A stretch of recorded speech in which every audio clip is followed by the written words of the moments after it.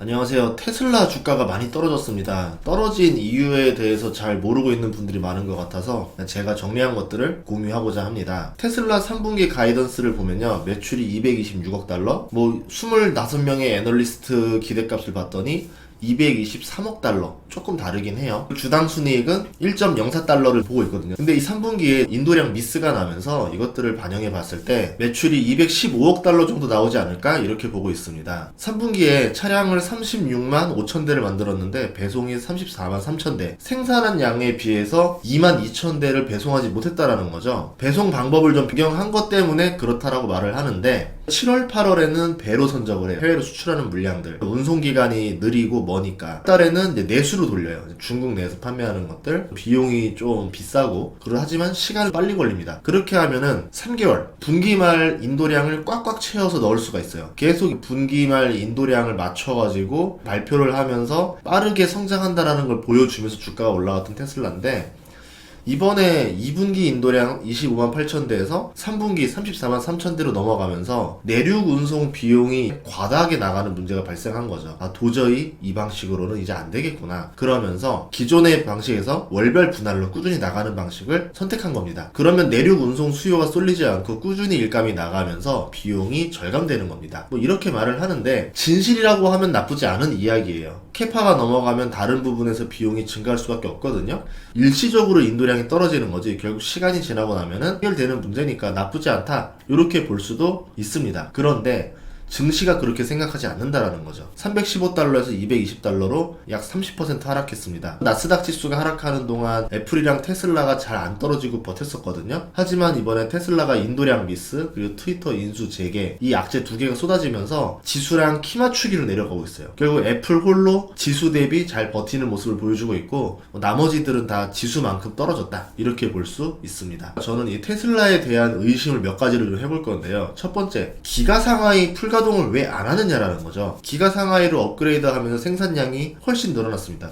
풀가동을 하면 돈을 더 많이 벌 수 있는데 왜 최대 가동을 하지 않으려고 하는 거냐, 수요가 안 따라주는 거 아니냐는 의심을 받고 있어요. 그게 다 주가에 반영되고 있습니다. 중국 부동산 경기가 굉장히 안 좋아요. 급감하고 있습니다. 그렇게 되면은 비싼 전기차 수요도 감소할 거고 판매량이 부진할 거다. 생산량은 빠르게 늘려놨는데 수요가 안 따라주니까 재고가 발생할 수가 있다. 생산을 풀가동시켜버리면은 재고가 발생하는 시기가 더 앞당겨 오겠죠. 그럼 주가가 하락하는 시기가 더 빨리 올 겁니다. 그렇게 하느니 적당히 조절을 하는 거죠. 그래서 시장에서는 이거 재고 발생하는 거 아니냐라는 우려감이 나오게 된 겁니다. 나중에 4분기 실적 발표를 보여주면서 그런 우려를 해소해주면은 나중에 회복이 되겠죠. 하지만 그걸 보여주려면 시간이 좀 걸리기 때문에 지금까지는 의심이 반영되고 있다. 비아디 주가도 최근에 하락세가 크거든요. 전기차 전체에 대한 악재로 인식할 수도 있는 가능성이기 때문에 전기차 관련 투자를 하신 분들이라고 하면은 이 부분에 대해서 잘 보실 필요가 있습니다. 두 번째는 중국 자체에 대한 우려예요. 3분기 생산량 36만 5천 대 중에서 중국 판매량이 11만 6천 대입니다. 테슬라 매출의 3분의 1 정도가 중국 매출인데요. 문제는 이게 광복절 이후로 중국의 위안화 가치가 급락을 했어요. 테슬라 매출은 달러로 잡힙니다. 그럼 위안화 가치 하락이면은 테슬라 입장에서는 매출 하락 효과가 발생하죠. 광복절에 6.75위안이었었습니다. 지금 7.11 위안이니까 5.3% 가치가 절하된 거거든요. 여기서 3분의 1을 곱하니까 환율 때문에 중국발 1.8%의 매출 하락 효과가 나온 겁니다. 미국 내의 다른 지역들도 환율이 지금 엉망이기 때문에 가이던스 매출 대비 한 3에서 5% 정도는 환율로 인한 손해가 좀 나지 않을까. 중국 부동산 문제도 굉장히 심각해요. 지방정부 부채 디폴트 지역이 월별로 빠르게 급증하고 있습니다. 부동산은 경기 부양 효과가 굉장히 큰데 부동산이 죽었다라는 거는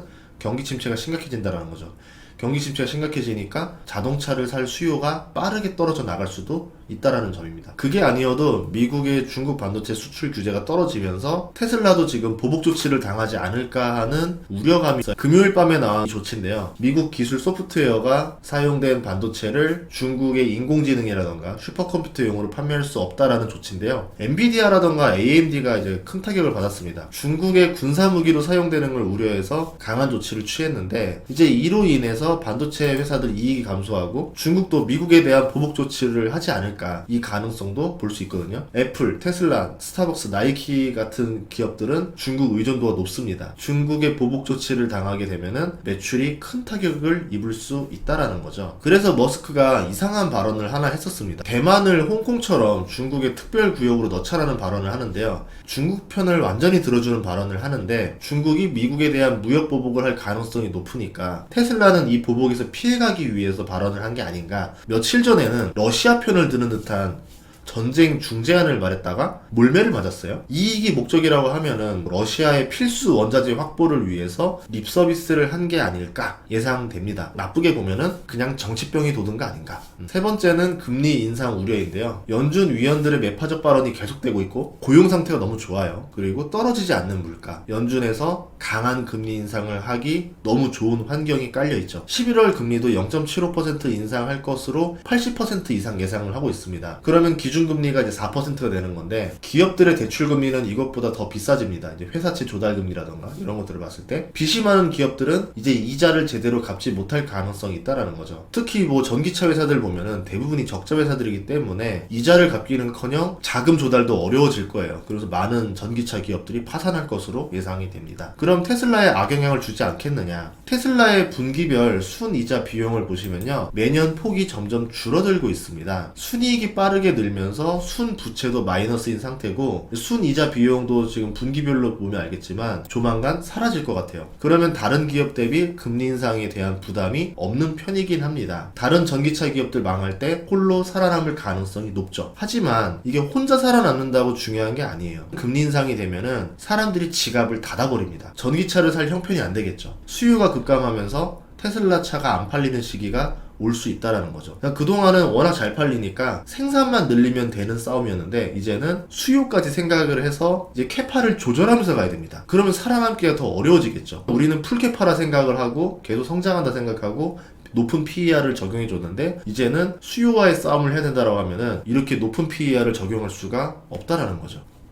네 번째는 트위터 우려입니다. 440억 달러, 우리 돈으로 한 63조 원의 거금을 들여서 트위터를 사겠다라고 했다가 테슬라 주가가 이제 900달러에서 500달러대까지 내려왔었죠. 트위터를 사겠다라고 테슬라 주식을 실적 발표 날에도 팔았었습니다. 그러다가 트위터를 사지 않겠다라고 하면서 뭐 소송이 걸렸어요. 나중에 보니까는 30% 정도 인수가격을 깎겠다 뭐 이렇게 시도를 했었는데 결국 다 안 돼서 그럼 10%만 그것도 안 돼서 그냥 제 가격에 사겠다 이런 얘기들이 있었습니다. 그럼 결국 머스크는 트위터를 가지고 싶어 한다. 트위터를 사서 써먹을 때가 있다라는 거죠. 트위터를 인수해서 비상장으로 돌리고 다른 용도로 사용하려고 한다라고 알려져 있습니다. 메신저, SNS 전자결제가 되는 토탈 플랫폼으로 갈 가능성도 높고요. AI와 로봇을 발전시키기 위해서 언어 빅데이터가 필요하다라는 목적도 있었습니다. 슈퍼컴퓨터 도조도 이제 확장을 시작해요. 내년부터. 뭐 그랬을 때 SNS를 이제 가지게 되면은 언어적인 학습 속도를 더 빨리 올릴 수가 있겠죠. 뭐 여러 가지 용도로 쓰지 않을까 이렇게 보고 있는데요. 하지만 증시에서는 오너의 주식 매도가 더 나쁜 거라고 보고 있습니다. 2분기 실적 발표에도 팔았으니까 이번 3분기 실적 발표인 10월 19일 이후에 매도 공시가 나오는 거 아니냐 이런 우려감들도 반영되고 있죠. 트위터 인수를 포기하면 10억 달러 위약금을 지불하면 돼요. 그게 더 쌉니다. 지금 상황에서는. 그렇게 트위터 인수 의사를 완전히 종료하고 남은 돈을 자사주 매입에 신경을 쓰면은 테슬라 투자자들한테는 베스트 시나리오겠지만 머스크가 트위터를 꼭 갖고 싶은 것처럼 보입니다. 문제는 트위터 인수를 하게 되면은 재무적 투자자로 참가하기로 했던 펀드 일부들이 빠져버렸어요. 그럼 머스크한테는 더 많은 돈이 필요합니다. 지금 같은 금리 인상 시기에 쉽사리 투자해줄 사람이 없어요. 결국은 머스크가 테슬라 주식을 팔아서 자금을 조달해야 된다라는 부담감으로 이어질 수 있다는 거죠. 그럼 테슬라 주가는 어떻게 될까요?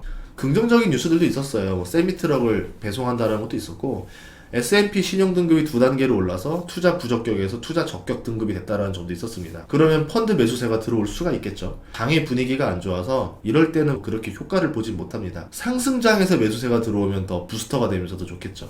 그리고 6월 저점으로 보면요. 나스닥 지수보다 테슬라가 더 많이 상승했어요. 최근 나스닥 하락장에서 테슬라는 하락하지 않고 버티다가 여러 악재가 터지면서 키 맞추기가 진행된 겁니다. 6월 저점부터 나스닥 지수와 비교해보면은 상승률이 비슷했다라고 볼 수 있습니다. 결국 증시 분위기가 좋아져야 테슬라도 고퍼를 유지할 수 있다라고 보거든요. 하지만 지금의 분위기가 그렇게 좋지 않습니다. 물론 이런 분위기도 선반영이 된 거겠지만 증시가 이제 상승으로 돌아선다라고 하면은 지수보다 초과 수익률이 가능한 종목 중에 하나가 테슬라이기 때문에 그래서 사람들이 아직까지 기대감을 많이 가지고 있는 게 아닌가 이렇게 보고 있습니다. 워낙 테슬라에 투자하시는 분들이 많아서 이렇게 한번 내용을 정리해 봤습니다. 다음 시간에도 좋은 정보로 찾아뵙도록 하겠습니다. 구독과 좋아요, 알림 설정 부탁드릴게요. 고맙습니다.